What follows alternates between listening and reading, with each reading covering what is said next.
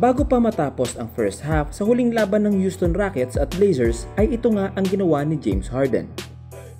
Makikita nga dito na mukhang binato niya ng bola intentionally ang crowd mga chong.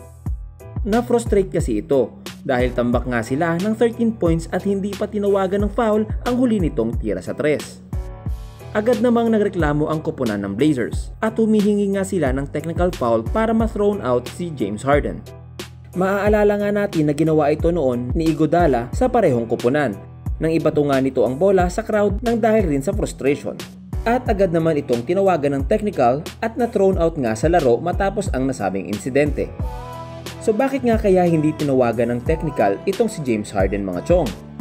Bago natin usisain yan, ay pindutin muna natin ang like button at pati na rin ang subscribe para lagi kang mauuna sa mga tropa mo pagdating sa balita na gaya nito.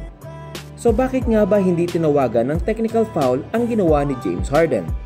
Mapapansin nyo nga dito sa ginawa ni Iguodala ay ubos na ang oras nang kuhain niya ang bola at ibinato sa crowd. Halata din namang hindi nito intensyon na i-shoot sa ring ang bola kaya nang nireview nga ang replay ay thrown out nga po ang naging hatol sa kanya. Samantalang kay James Harden naman ay naibato niya naman ang bola bago pa maubos ang huling segundo. 50-50 o hindi sigurado kung intensyon talaga ni Harden ibato ang bola sa crowd dahil hindi nga naman kalayuan ng bola sa ring nang ito ay bumagsak.